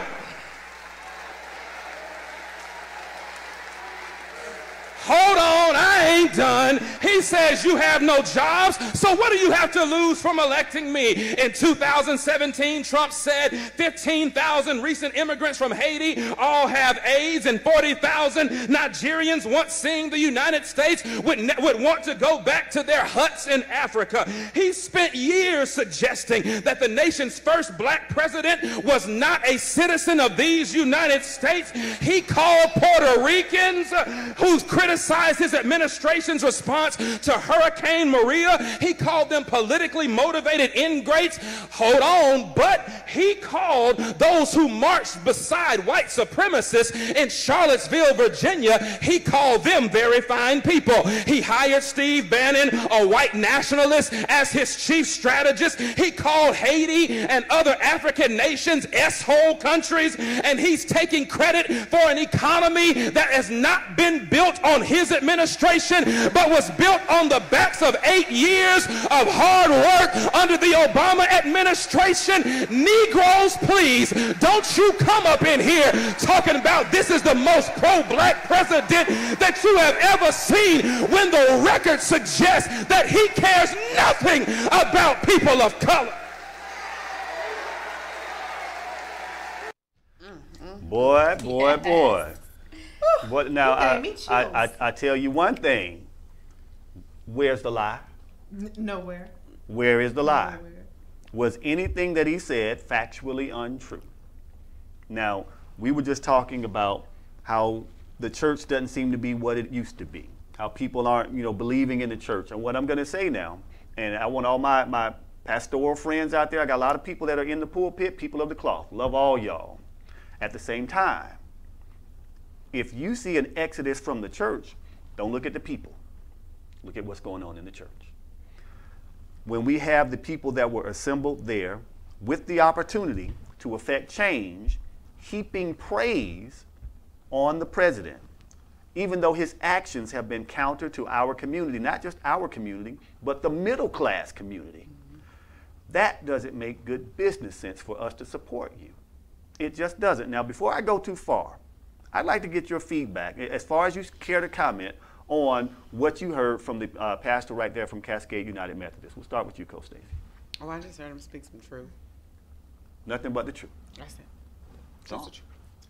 I was in the bathroom when he was talking. I forgot. My bad, Dawn. I should have said Samorica. I was hoping you skipped over. My bad, homie. You didn't. I have to tell the truth. My bad. Samorica. He said nothing, and I agree with you. He said nothing but the truth. And my thing was, what did they have to gain from saying what they said? Mm-hmm. What did he promise them? Mm-hmm. Money. And that's why a lot of people are straying from the churches, because the churches have become more about money and tithing than it has about our spiritual guidance. It's becoming more corrupt. It's becoming a show, a career, and not helping people, not giving people spiritual guidance. It's a business. I can slam the gavel on that. Okay. Now,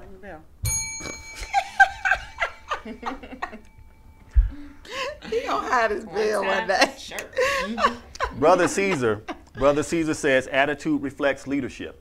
I completely agree with that. I spend a lot of time working with people who are in positions of leadership in corporate America. And that's the one thing that I say. If you got people on your team that come to work late, look in the mirror. It's because of your leadership. If you got people on the team that are lazy and shiftless, look in the mirror. It's because of your leadership. Mm-hmm. If people are leaving your congregation, I'm going to need you to look in the mirror because it's a reflection of your leadership. We got a call, and I know we got a real call this time.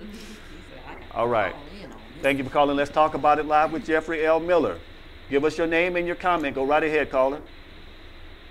My name's Caesar McKnight, and I'm from South Carolina. Brother How you Caesar, doing? Very well. Good to talk to you, sir. Good to talk to you. Go ahead with your comment. I wanted to simply say that what I find out here amongst the community. Hold on, baby. Daddy's talking. Sorry, y'all. The princess just spoke. That's all right. The princess has spoken. What I have found is our church, particularly the black church, loves to say that it is apolitical, while the white evangelicals have rallied around their churches and have made them political instruments through which they make their political will known. And I find and I'm sorry, I don't mean to disrespect any pastor, but when I meet somebody and they tell me that they're a preacher, my back instantly, the hair on my neck goes up, because what I find is what they're trying to feed the people is poison. It's this prosperity gospel that they go out and talk. The reason why you don't have money is because you don't have faith, and that's just not true.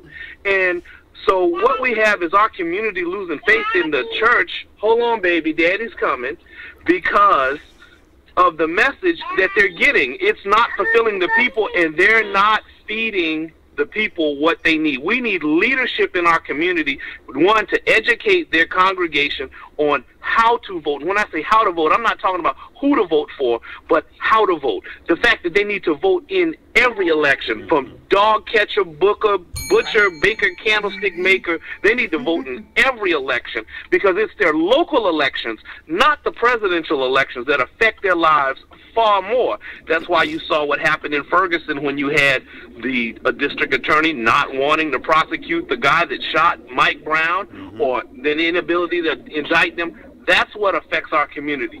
So when I hear our preachers today, and I meet a lot of them because I'm in political circles, they're just they're like, you know, there's a passage in the Bible that talks about how God doesn't like lukewarm people. I find there are a lot of lukewarm pastors when it comes to what's going on in our community, and they rather see their collection plates full than deal with the real issues. And that's a problem we've got to address. And I think we are addressing it by black folks in mass saying, I'm not going to church on Sunday. Because the only thing you're going to tell me is you need to tithe, and that's a topic for another time, and that's not scripturally based.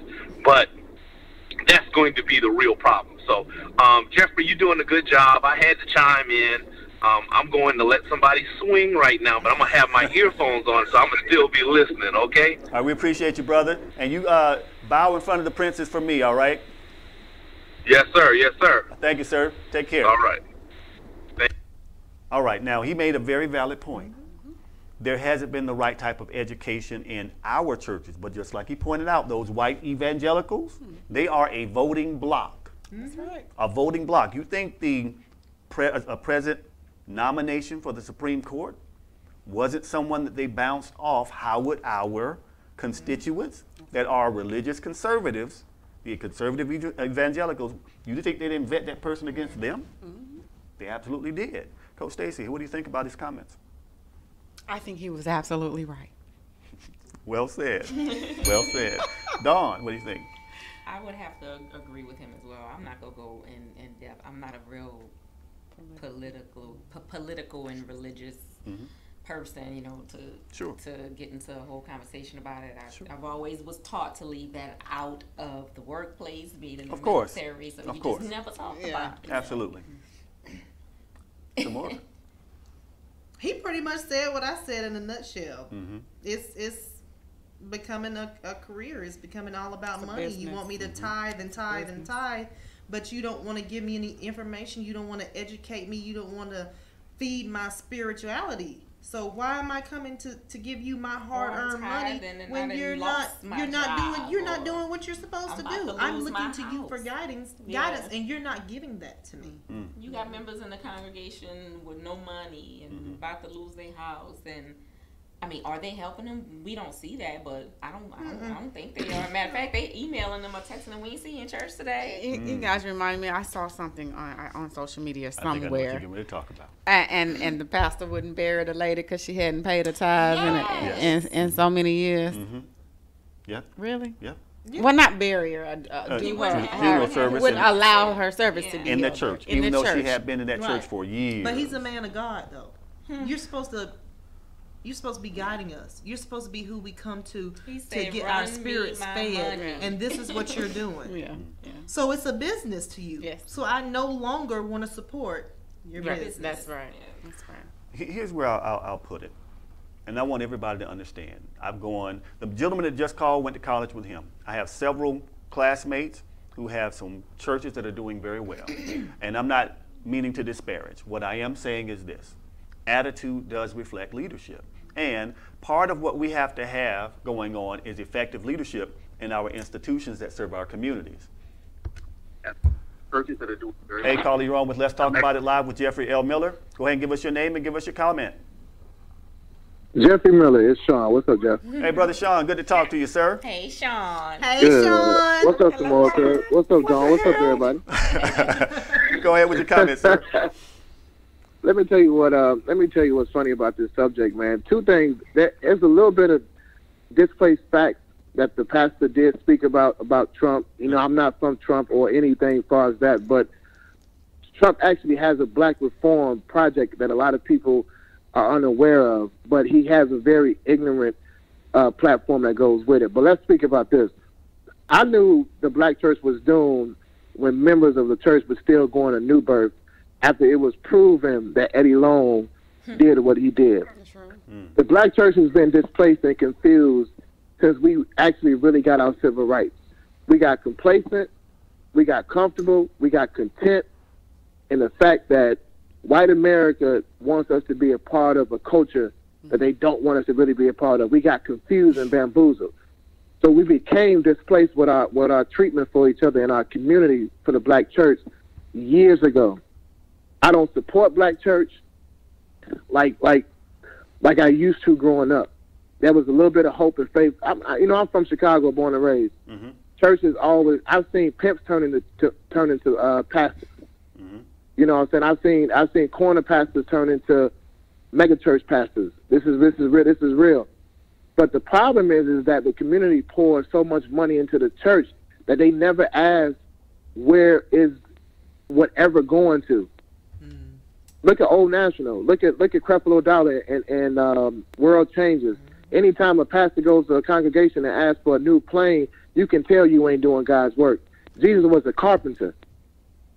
You get what I'm saying? I do. Like it's so much that wrong with the black church. And living in the South, I've seen that so many people just accept that it's God's will and God has a part of this. Nah, Lucifer was an angel in heaven too, and he got kicked out. So why are we not kicking these churches that are not doing a damn thing for our community at all?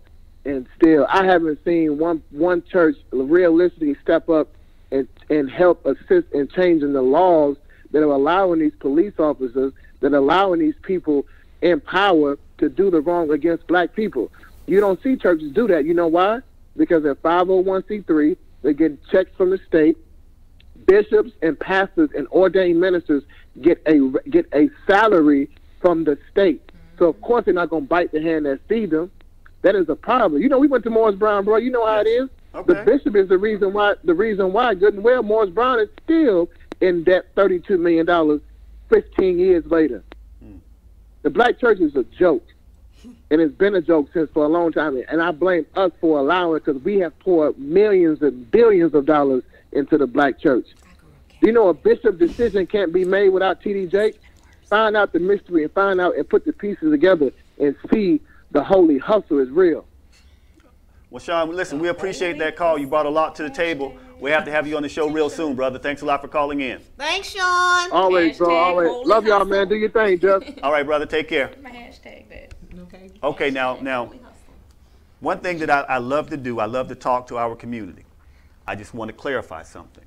It's not only our churches. Now, if you remember when there was a flood, Joel Osteen kind of pushed back on people coming in his church and using the church as a haven for the people that had been displaced. And he said our church kind of flooded and stuff like that, and we want to help people, but we got to make sure we help them the right way. You know, that is what Joel Osteen did. Now, I know we talk about Creflo Dollar trying to get funds for a jet. There is a pastor, and I believe he might be in Louisiana. Oh my God. Who wants another jet? Not just his first. Silver hair? Bishop Paul Morton? No, that's Paul Morton. This is a white guy. Okay. I thought Bishop Morton was in Atlanta. Oh, he moved then. Okay. But anyway, there is a pastor, silver hair pastor. I ran the show, a clip of him asking for a jet, saying that he didn't want to travel with common people because they talk to you while you're sitting in the seat, and they want you to pray for them while you're sitting in the seat. And I felt like all their demons were jumping on me. Oh, this is basically what he was saying. I thought that's what pastors were supposed to do. So I don't want us to say this is only a black church thing, because it is not. It is not. There's a spiritual advisor to President Trump. She is a white lady, and she constantly talks about Trump was put here by God and everybody should show deference to Trump because it's God's will. Said nothing about President Obama like that. Didn't say one word. So I don't want to just make it seem like it's just the church in our community that has these issues. Sometimes it's just the organization or the structure. Doesn't matter where it is, it's going to have some of the same problems, and I believe that to be the case. I need everybody to understand something. I had a whole show planned out. I had questions that I sent out. I had videos, all that stuff. But these ladies right here, they brought that funk. And so the conversation did what the conversation does. Now, normally I end this show with something called sit your ass down. But I didn't even pull a clip for it because they were over here rushing me to do my show. But I do have something for black excellence, and I think this is an appropriate way to end the show. Listen, when our women get together and they do something, it is always powerful. I need you to understand that I got to witness both my mother and father raise 10 kids, but I saw my mother stretch a pot of spaghetti around 10 kids and a husband and her. So when I tell you when black women get together and they want to do something, there is change that happens. When you have virtually every other country in the world recognizing the beauty of the black woman, the power of the black woman, except for this country, you got to know that it ain't just, the problem is really here. It's not really everywhere else. It's that colonialism, that colonizer type of mentality. So I want to play this clip. These women are bad. This is from Sister to Sister magazine, and these ladies got a little tap routine they're going to do, and it's just powerful. Let's play that clip. We'll come back and talk about it. Roll clip. They ain't gonna like it. They ain't gonna like it. I've been getting to the money. Everybody mad. Getting too much money. Everybody mad. Same old from the block. Same old from the top. Same old from the trap. Everybody hated on the lady down right back. I've been getting to the money. Everybody mad. Niggas getting too much money. Everybody mad. Same old from the block. Same old with the top. Same old from the trap. Everybody hated on the lady down right back.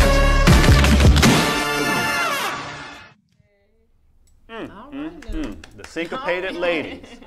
That was the syncopated ladies, and if you don't follow them, I need you to start following them, because when I tell you they have some really incredible tap dance routines, they are really incredible. Man, this show flew by. We're at the end of the show. So, now ladies, if you would like to, you can share your contact information if you'd like for people to follow you or reach you for your services. I will start with you, Samorica.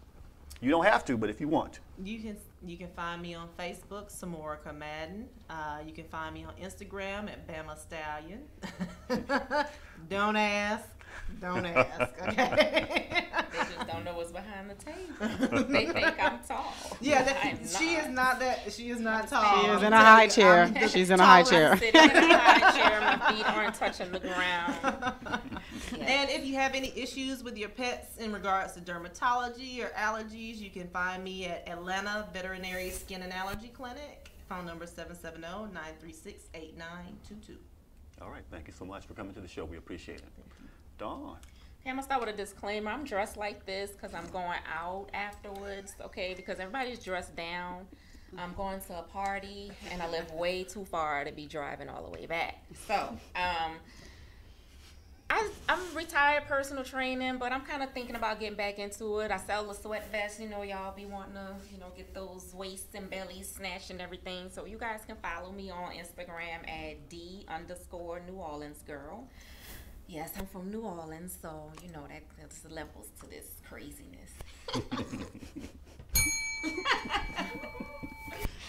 Thank you for coming on the show, baby. No problem. How cute. Coach Stacy. Okay, and you can find me on Instagram at Original Stiletto Boss, or my website, StacyBryant.com. Or if you're looking to get certified as a life coach, you can hit me up at ICUacademy.com. Give them that one more time. ICUcoachingacademy.com. Now, I do want to ask this before we go. Coach Stacy, what got you into life coaching?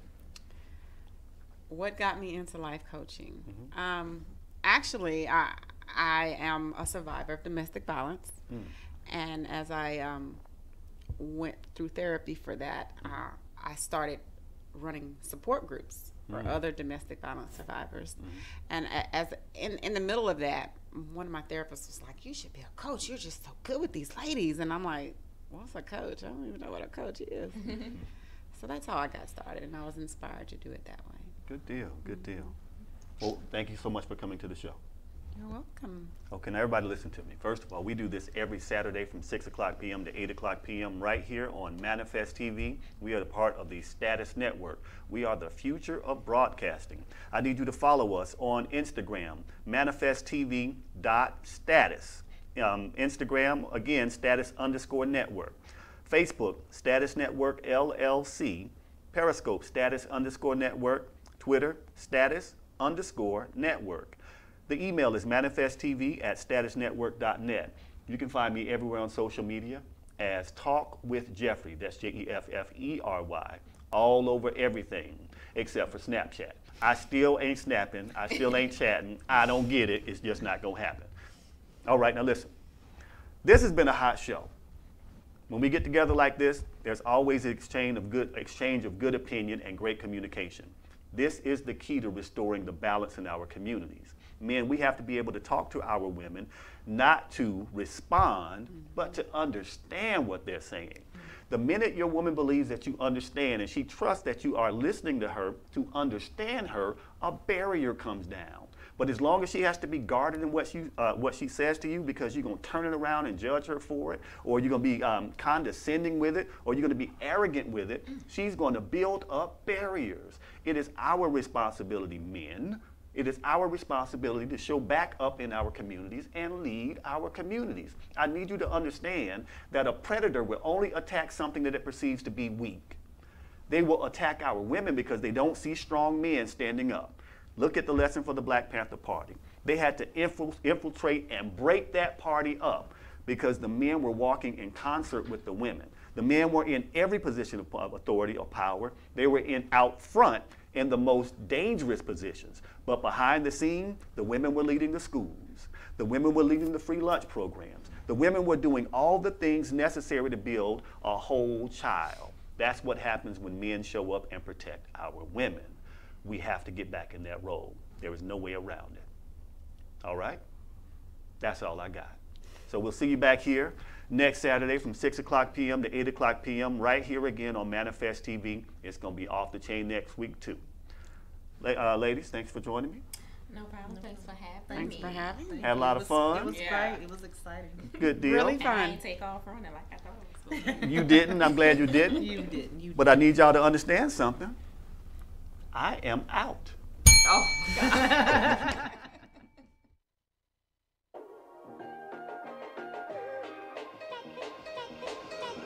So now, you know.